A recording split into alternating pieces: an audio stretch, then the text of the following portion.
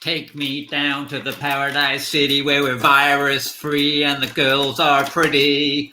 Oh, let me out of isolation. Oh.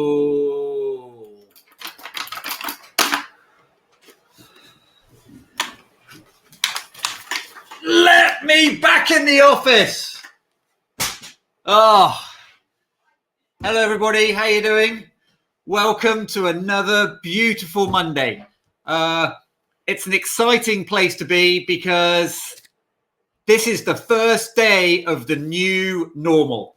So I'll give you a snapshot of my life. I'm sitting in here. My kids are in there doing the 9 a.m. Joe Wicks workout while my wife runs the morning school session. Up there, I've got builders. But these things are sent here to test us. You know, one of the phrases I was taught when I was at university, I used to go to America to teach, to sell educational books door to door. And we were always taught every challenge is just an opportunity for growth. That's right. Every challenge is just an opportunity for growth. And we're doing a lot of growing. We're doing a lot of growing right now. This is like recruitment muscle being built every single day. So remember, in good times, we get paid in cash. In tough times, we get paid in experience. We're seeing loads of hellos and good mornings down the side there. Great to see everybody. I think we're not far off 100 people on the call today. It's great that we've got such a community building within the recruitment industry. Working from home is hard. Recruitment industry is hard at the best of times, but the only thing that really keeps us going is the fact that we work with cool people. And whilst day to day we might be competing against each other, we are all in a fight for our lives right now. And so this is about how much of the agency market can actually survive over the next year. And so it's really about how do we help each other. And that's the whole point of the recruiting gym, is to help with some of this situational learning and to support you in what you do day to day. We've got some great questions coming in already. So I think we're going to be covering some of those questions in a minute. You've got a questions tab if you want to do that. We've just got 100 viewers, which is fantastic live. So let's get going. So the first thing that I want to remind everybody of is that the whole point of these startups is focusing on CIA. Can I control it? Can I influence it? If I can't control it or influence it, I've got to accept it.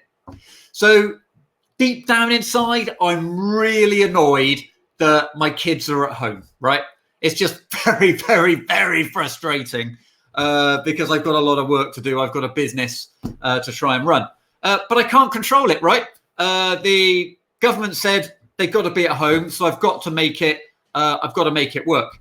So, but can I influence my situation? Well, I can influence my situation in that I can create a timetable. I can communicate well with my wife, who's out there doing her shift at the moment. And the only thing I can control is how I'm thinking about the situation, because we all know you can't really control kids. So control, influence, accept. There's lots of frustrations that your team are going to be having and you're going to be having over the next week. A lot of them are going to feel really unfair. Your clients will say we're not recruiting. Your clients might say we're letting people go. We cannot control these things. We cannot let those things and the decisions that our clients make affect our mindset. What can we influence? We can influence how our clients perceive us, how our clients feel about our ability and capacity to help them in the moment of need, rather than just when we want to make money. This is our opportunity to prove to people that we're not just there when we want to make a placement. That's, again, one of the differences between agency and in-house. You know, we have a vested interest in helping our clients. In-house only want to help their own internal situations. And I wouldn't want to be an in-house recruiter in that. Now, it's a very challenging situation for them. Well, my thought goes out to anyone that's in in-house recruitment, because you'll be going through just the same amount of uncertainty as the agency market. So let's think about some of the things that we can control today. So the first thing is that there was a big announcement by Boris Johnson on Friday. He's in effect privatized the UK. He's nationalized the UK. He is going to be paying the base salaries of tens, if not hundreds, of thousands of people, which is mind-blowing if you think about it. And the actions that him and the Chancellor are making, Mr. Sunak, will be influencing the decisions that companies are making. They're either getting rate relief benefit, they're maybe getting some of their furloughed employees paid. And so today is going to be a really big decision-making day for a lot of companies. How do we operate on the way forward? They have been given some assurance by the government. There's a bit of certainty now from a company and a corporate perspective. And what that means is that over the next few days, employees will begin to have a bit of certainty as well. And so we've got to go away and ask. And so this gives us an opportunity to engage in clients in business conversations. Again, what we've got to do is move towards being transactional recruiters to being consultative recruiters.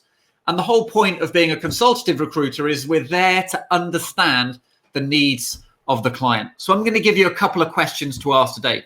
So the first one is based on the statement that was made and the proposals that were made on Friday. And so what I'll do is, if you're in the recruiting gym, I'll ping a link of Boris Johnson's the announcements that have been made by the Treasury.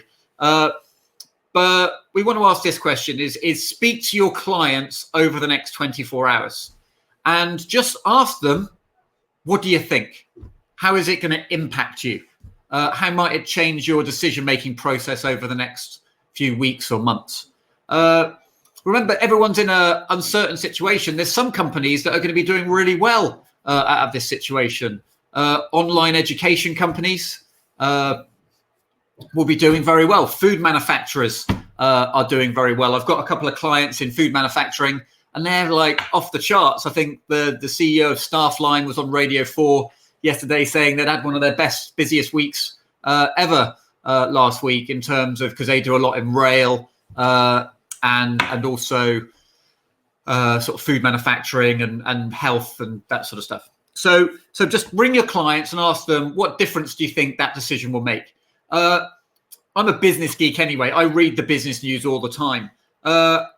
When you read the business news and you start engaging in conversations with clients that are about business, you start to elevate your relationship from being just a CV sending machine to being a business equal.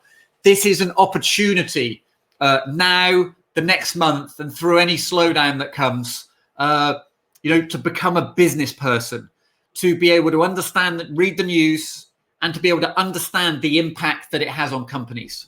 Because companies do not, when a client recruits or doesn't recruit, that is the output of a load of decisions. It's an output of the state of the economy.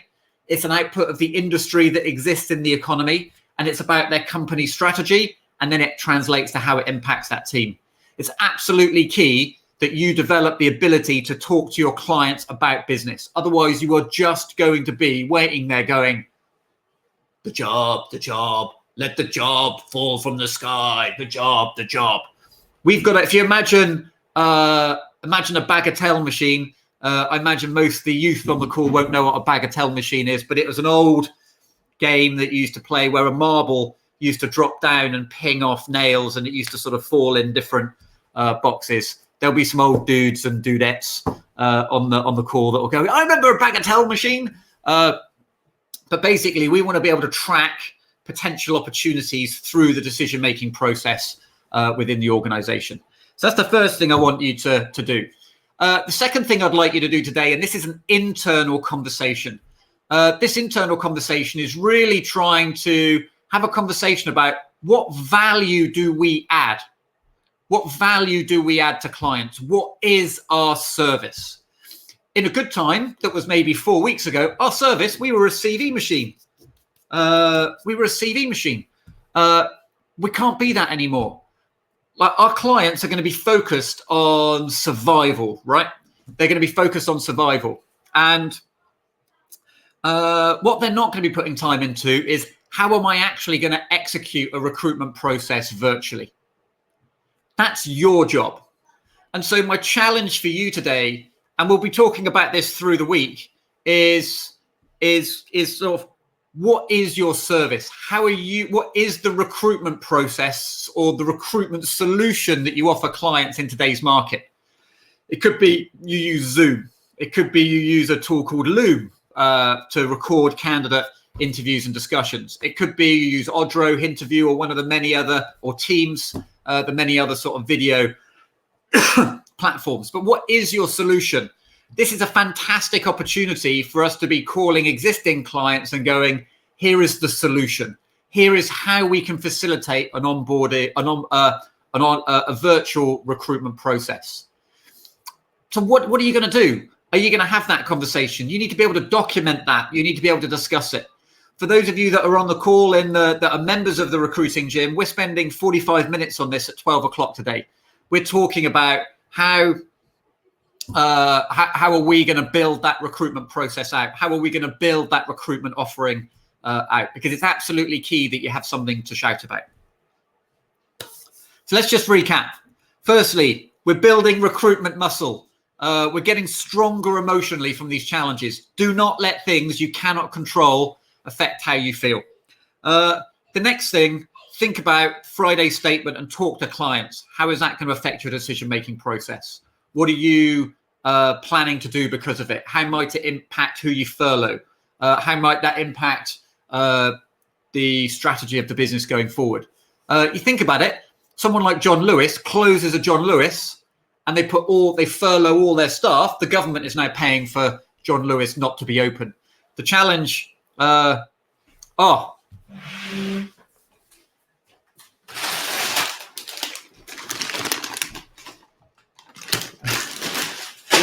my mum went to Booker's at the weekend, and so I have 9 kilos of pasta, which is just as well because my son got a temperature yesterday, so we're locked in for 14 days. So anyway, I was mid recap. I got distracted. They always say I have a short attention span, so it's like squirrel, squirrel. Right. So the last thing you're going to look at is, what is your service? You need to start practicing what is your way, what is your virtual recruitment offering to your clients. That is true, Richard, and I wasn't particularly excited about that. We do go through about 1 kilo of pasta a day, though, so it will be used. But I wasn't very happy with my mum, my truth be told. So you made me feel all guilty now, Richard, which I did at the time, but I'm still feeling guilty. So last but not least, let's focus on having some fun today. And whilst this is cheesy as hell, what you've got to be thinking about is we've got to have a sense of humor in work. These are very serious times for many people that are unwell. We've got to think about our health workers that are putting themselves on the front line. But we've also got to remember that if we have our health and we're lucky enough to have that, there's worse things that could be happening to us. So try to make some jokes, try and have a laugh with your teammates. Remember, be engaged with them and talk to them. And remember, keep playing. We wouldn't have this at home. So I'll see you tomorrow for the startup, everybody. Yeah, have a good day. And for those members that are on the call, I'll see you at 12 o'clock. And we'll be going through how to build your virtual recruitment service offering. See you soon. Take care now. Bye.